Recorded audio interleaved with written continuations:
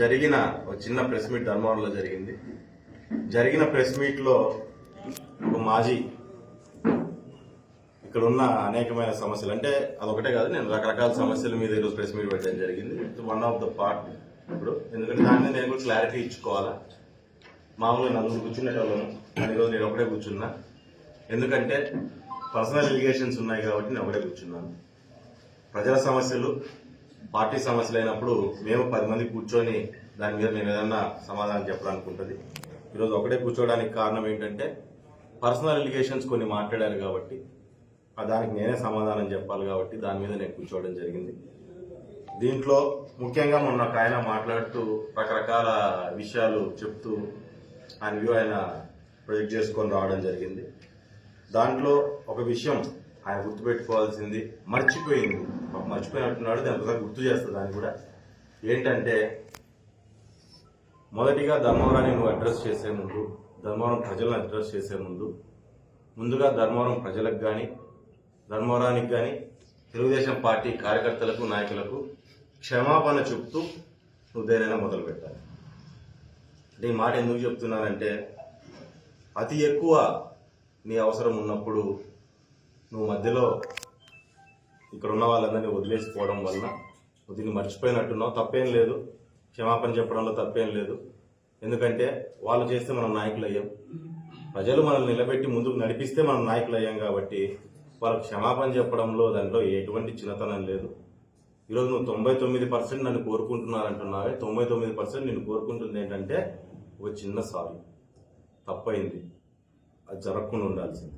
ఇది ఒక్కదానికోసం వాళ్ళు వెయిట్ చేస్తున్నారు. కాబట్టి నువ్వు ఏదైనా అడ్రస్ చేసినప్పుడు దయచేసి ఒక సారీతో మొదలు పెడితే చాలా బాగుంటుంది అని చెప్పి ఆయనకు కూడా చిన్న అడ్వైస్ ఈరోజు పత్రికా ముఖంగా నేను కూడా తెలియజేస్తున్నాను. మరి దాంతోపాటు అనేకమైన ఎలిగేషన్స్ ఆయన చేసుకుంటూ నా మీద కానీ లేదా మా కుటుంబం మీద కానీ రాప్తార్ నియోజకవర్గంలో జరిగిన కొన్ని అభివృద్ధి కార్యక్రమాల మీద కానీ ఆయన చెప్పుకుంటూ రావడం జరిగింది. దాంట్లో ముఖ్యంగా ఈయన చెప్పడం ఏంటంటే, ఒక 2-3 ఎలిగేషన్స్ ఆయన గట్టిగా చేసుకుంటూ వచ్చాడు. దాంట్లో ఏంటంటే ముఖ్యమైనది 3 కోట్ల రూపాయలు పెట్టి ఆయన ఏదో కాలువ తీశాడు ధర్మవరం చెరువులకు నీళ్లు రావడానికి. దాన్ని ఏదో తెలుగుదేశం పార్టీ వాళ్ళు అక్కడ ఉన్న వాళ్ళంతా బిల్లులు చేసేసుకున్నారు అని చెప్పి చెప్తున్నారు. ఈరోజు ఒక విషయాన్ని నేను ఏదైనా క్లియర్గా చెప్తాను. ఈరోజు ధర్మవరం చెరువుకు నీళ్లు రావాలంటే అందరినీ నివారించి అక్కడ పైన ఎన్నో చెరువులు నిండుతూ కింద దాకా రావడానికి వస్తేనే ఇవి రాగలుగుతున్నాయి నీళ్ళు ఇక్కడ దాకా. దాంట్లో మేడాపురం కానీ పులేట్పల్లి కానీ అదే రకంగా ఇక్కడ నామాల దగ్గర ఇది కానీ మనకు చెరువు కానీ కుంటలు కానీ ఇవన్నీ నిండుకుంటూ పూర్తిగా వచ్చినాక అక్కడి నుంచి మోటకమల్లోకి రావడం, అక్కడి నుంచి ధర్మవరం చెరువులోకి నీళ్లు రావడం జరిగింది.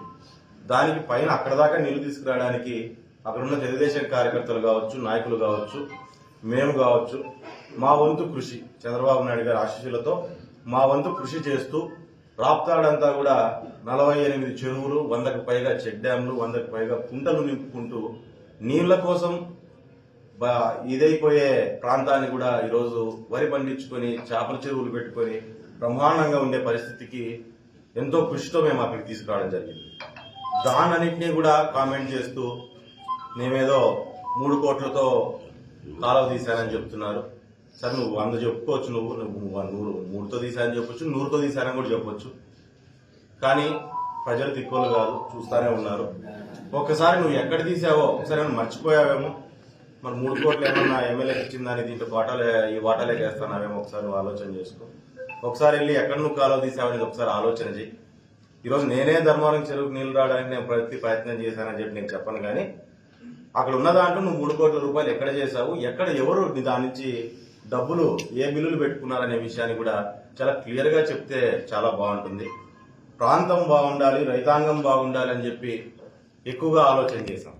అంతేగాని తలకు పేటాలు చుట్టుకొని, పంచలు కట్టుకొని, కర్రలు పట్టుకొని, మంచాలు వేసుకొని కాలువల మీద డ్రామాలు చేయడానికి నేను ఈరోజు ప్రయత్నం చేయలేదు.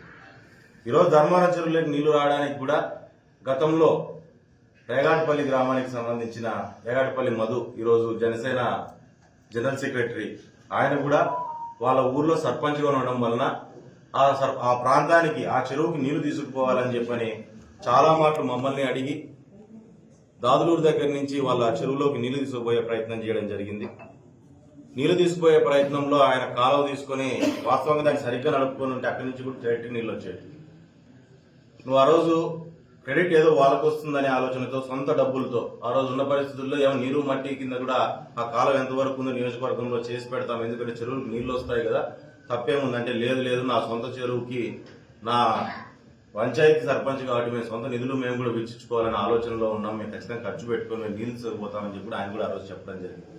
చెప్పి ఆయన ఆ చెరువుకి నీళ్లు తీసుకుపోయే ప్రయత్నం చేసినప్పుడు మనం ఏం చేసినాం, సంచులు అడ్డం వేసినాం. వీళ్ళ ద్వారా వస్తే నాకు పేరు ఎక్కడ వస్తుంది, నేనేదో ఇంకోటి డ్రామా చేయాలని తీసుకొని పోయి ఒక మూట బియ్యం వండిచ్చి ఆడందరికీ భోజనాలు పెట్టించి స్టోర్ బియ్యము మనం అన్ని మాటలు చెప్పి మళ్ళీ ఏంది కాక నీళ్ళు ఎక్కక దాన్ని మడసంగా వదిలేస్తే ఆయా ప్రజాపతిగా పోయే పరిస్థితి. ఎక్కడైతే అక్కడి నుంచి దాదులూరు వరకు నీళ్ళు తీసుకురావడానికి ఎంతో కృషి ఉంది. దాంట్లో దాదులూరు దగ్గర నుంచి కిందకు నీళ్ళు వదిలితే మనకు దగ్గర గొట్టూరు వరకు నీళ్ళు వచ్చే పరిస్థితి. ఈ రకంగా అనేకమైన ప్రాంతాల్లో మనకు ఆల్రెడీ అవకాశం ఉన్న చోట నువ్వు ప్రెస్టేజ్లకి డ్రామాలు చేయడానికి పోయి మీరు చాలా ఆ రోజు ఏదో మనం ఏదో చేస్తున్నామని చెప్పి ప్రజలకి చూపించుకోవడమే ప్రయత్నంలో ఆ ప్రయత్నం ఎక్కువైపోయి చెరువులు నింపి ప్రాంతాలు బాగుండాలనే ఆలోచన కొంచెం తక్కువయి చాలా అవకాశం ఉండి కూడా చాలా చోట్ల మనం నీళ్ళు ఇచ్చుకోలేని పరిస్థితి కూడా ఈరోజు ఒక్కసారి మీరు గుర్తు చేసుకోవాలి.